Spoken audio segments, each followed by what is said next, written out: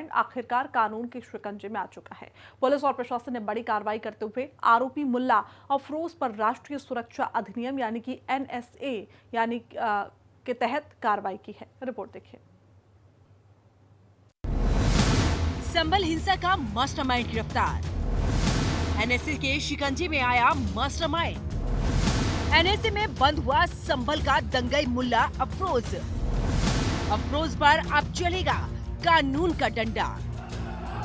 पूरा मामला नवंबर 2024 का है, जब सिविल जज सीनियर डिवीजन चंदौसी के आदेश पर शाही जामा मस्जिद संभल का कोर्ट कमीशन सर्वे कराया जा रहा था। सर्वे का काम संवेदनशील था, इसीलिए मौके पर बाहरी पुलिस बल की तैनाती थी। लेकिन तभी वहां पर भीड़ इकट्ठा होने लगी और देखते ही देखते माहौल बेकाबू हो गया।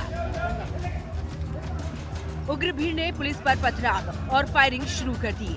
4 निर्दोष नागरिकों की मौत हो गई। पूरे शहर में अफरा तफरी, दहशत का माहौल फैल गया। जांच में बड़ा खुलासा हुआ, इस हिंसा की साजिश रची थी मुल्ला अफरोज ने। वही इस पूरे खेल का मास्टरमाइंड निकला। संभल में सांप्रदायिक हिंसा का मुख्य आरोपी है मुल्ला अफरोज। संभल में सर्वे के दौरान उसने भीड़ को हथियार मुहैया करवाए। इस दौरान अफरोज ने भीड़ और पुलिस पर गोलियां चलाई।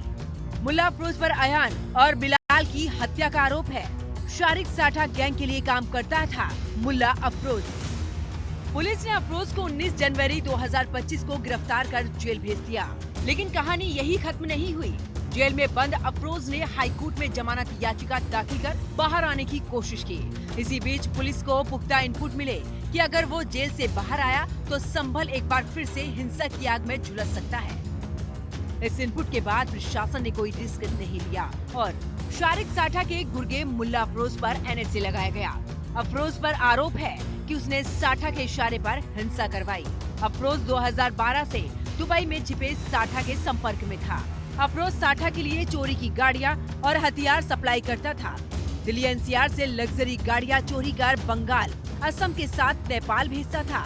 मुल्ला अफरोज पर 9 केस पहले से ही दर्ज हैं।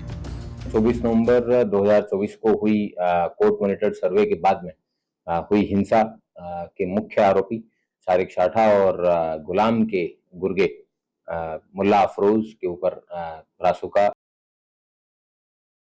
की गई है। वो व्यक्ति वर्तमान में मुरादाबाद जेल में निरुद्ध है। उसको NSA की प्रति है वो दी गई है। ये व्यक्ति वर्तमान में 6 महीने के लिए इसको निरुद्ध किया गया है। मैक्सिमम ये 12 महीने के लिए इनको निरुद्ध किया जा सकता है। वास्तव में इस तरीके के व्यक्ति के समाज में खुले घूमने से खतरा है। इसके ऊपर 11 आपराधिक अभियोग है वो दर्ज है और बाकी अन्य जो इस हिंसा में जो मुख्य आरोपी रहे हैं, जिन लोगों की गोलियों से और जिन्होंने असलहों का प्रयोग करके यहाँ देश भर में हिंसा भड़काने का प्लान उनका जो रचा था, उन सब के खिलाफ NSA के तहत है वो कार्रवाई भविष्य में अमल में लाई जाएगी।